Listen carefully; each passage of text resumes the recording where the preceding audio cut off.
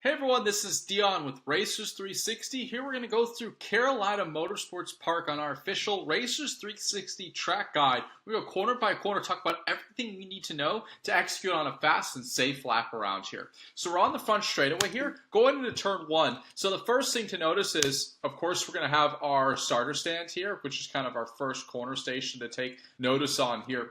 So into turn one, it's a corner that's really in between entry speed and exit speed. So it's a really kind of medium type approach corner. Our visual here is going to be obviously the start-finish line, and then another good visual is going to be this access road that's going to be starting on our right here. So some of the higher downforce cars with a lot more grip, less horsepower, that's going to be a pretty good range for your brake zone. And as you're starting off and getting used to things, start-finish here, as you can see with our driver, is a great place to work on building up, starting from and building up your brake zone from there. So into turn one, a lot of drivers will try and sacrifice a little bit to get a good run through turn two. It's going to really depend on how much grip your individual car has. Some of the lower horsepower cars or high grip cars can use all of the road out of turn one and remain full throttle through turn two. So if you can do that, that's what we want to execute on. And the best way to start is to really work on using all the road out of turn one and seeing, hey, can I keep flat through turn two or keep full throttle through turn two. If you can't, well then you start sacrificing a little bit of turn one entry speed to hold it slightly left so that you can remain full throttle through turn two. So you can see here we're still hands straight. There's really not a great turn-in marker for the turn-in for turn one. This little access road's a little bit too late, so I'd say it's going to be about a car length and a half to 2 car lengths before that. Making sure, of course, as we're always kind of pointing out, that we're not shifting our hands on the steering wheel. See how our driver here is not at 9 and 3 o'clock? As we work on finding the limit of the car, keeping our hands at 9 and 3 o'clock become very important because we're going to make those small little corrections. You'll be a lot smoother of a driver. You can make those micro corrections a lot easier from 9 and 3 o'clock. When you shift your hands, you tend to overcorrect. So making sure we're keeping our hands there. As we're turning in, by now, we should be looking for the exit already. We should only pick up the apex with our peripheral vision. You can see here, apex, there's a little bit of camber right in there. So we want to get our front left tire close to that apex curve, but avoiding it. We also want to apex right in the middle of the corner. We don't want to be apexing the start of this curve, really nice middle of it. And we run a trail brake all the way down until we get that little bit of compression here. That's where we're going to get to throttle. And remember, we're looking for that exit. So start opening your hands, use all of the road on exit if you can. So right now, we want to start here and see if we can build up to be full throttle through the turn two. If your car has too much understeer, you can't hold full throttle, well then we can sacrifice a little bit and maybe have our right side tires about here, and then we continue to sacrifice little by little by little to be full throttle through turn two. Because ultimately, we would much rather be faster from here until the turn-in point or break point for turn three than just a little bit faster through the apex of turn one. It's always about being faster for a longer period of time. So turn two, let the car drift out. Yes, we want to be all the way to the right before we turn in for turn three, but it's a long distance. Let the car come out about mid-road, exactly like that. Then we have time to work back to the right side of the road. Of course, we're going to point out another corner station here to keep a look for the flag so you're keeping safe on track, making sure you're aware of everything going on. Coming into turn three, you see we're back to the right side of the road here, starting to brake. And right now, we can have a little bit earlier of a turn-in point into turn three. Notice how our driver has a pretty late turn-in point, and they're apexing the back end of this apex curve. But then, if we go a little bit farther forward, see how we're not using all of this exit curve? We're not using all the road. We're not parallel with that exit curve until almost the end of it. That's saying, hey, we can turn in earlier. And with an earlier turn-in point, you can turn slower, and that means you can roll a little bit more entry speed. So ideally, we'll be apexing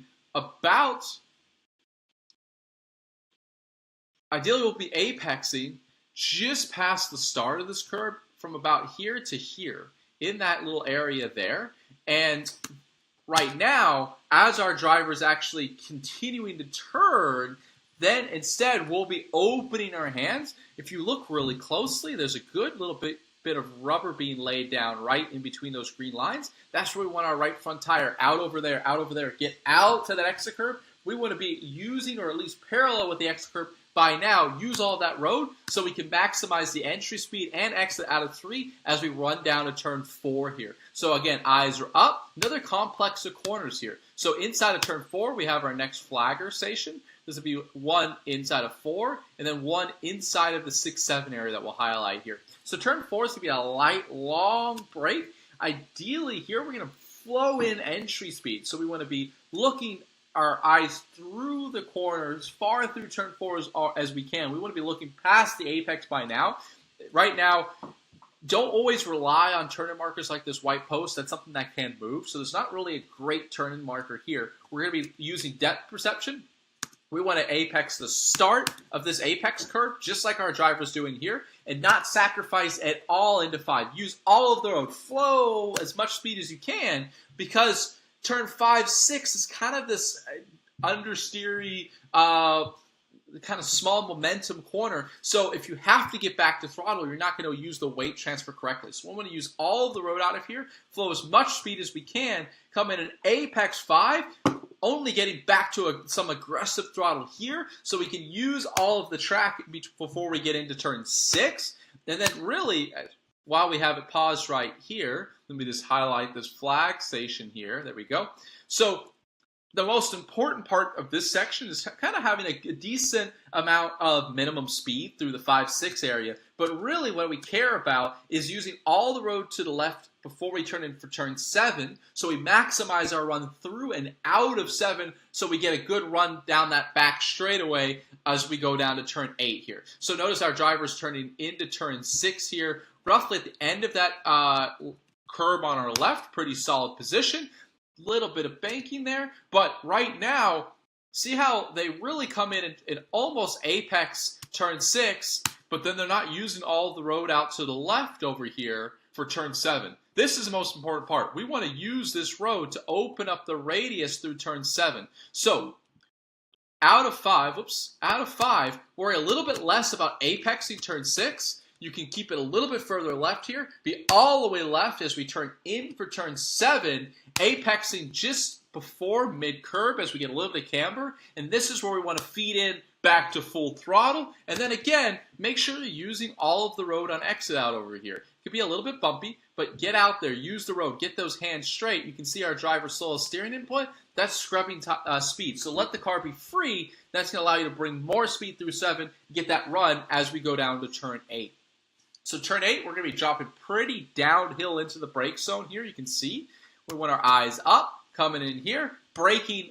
Again, no great brake markers in here. It's going to be just a little bit past where that kind of the wall narrows in.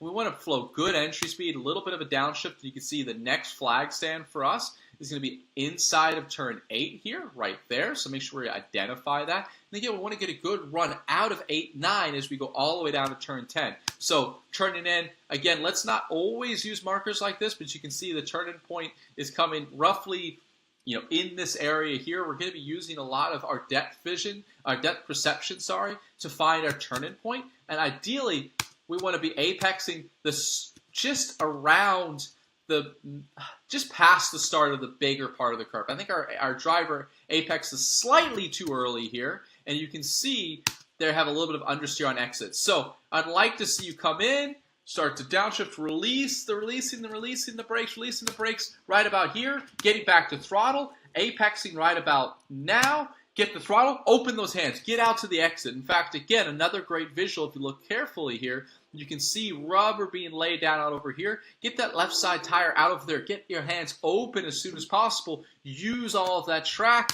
There we are, parallel at the exit curve. Good run through 9 here. Let the car be free. Let it open up back to the left, nice and slow. Setting up for the fast turn 10 kink here. We're going to be preparing. The most important part of this corner is going to be eyes up, looking as far forward as possible. We want to be looking past the apex now. When we approach high-speed corners, for most drivers, your anxiety is going to come higher. And when anxiety rises, your eyes come in, and it's counterproductive. So just make sure as you're approaching turn 10, you breathe, relax your hands on the steering wheel, and tune in where your eyes looking. Get them as far forward as possible so that you can work on flowing as much speed as you can through the turn 10 kink. You can see here we want to be apexing the start of this apex curve. If your car is okay over apex curves, using this curve is not a problem at all. So there's our apex. Bam. Use as much road as early as you can out of turn 10 so that you have enough time to bring it back to the right side of the road to set up for turn 11. Turn 11 on the inside is going to be our next flag stand here. And then as we're approaching turn 11, we do want a little bit later of an apex, but you can over-sacrifice turn 11. So what we'd like to see here is turning in. Notice how our driver is a very late, aggressive, hard turn in, and they really only apex the very end of this apex curve. We can apex slightly earlier, just about 3/4 of the way through. And the reason why is with a slightly earlier apex, you will push wider, but that'll allow you to use all of the road now. I'd like to be all the way out to the right where they are right now. So you can see about a half car with more of the right, maybe even a full car with more of the right, which means more entry speed, more aggressive the throttle. And if you get out there earlier, you have enough time to get back to the left side of the road over here. So if you're only getting out to this exit curve over here at the end of it, there's not enough time to get back to the left side of the road set for turn 12. So that's why I went a little bit early of an apex point, about 3/4 of the way around the apex curve to get out over here. If you find that you're not needing to use all of the road out over there, it could be because you're not bringing enough speed in. You might be apexing a little bit too late as well. But rather apex too late than too early here in turn 11. The little bit earlier of an apex point is as you get more and more comfortable on the track, using all the road, getting that run out of there, getting back to the left side of the road set for turn 12 here. Set up for turn 12.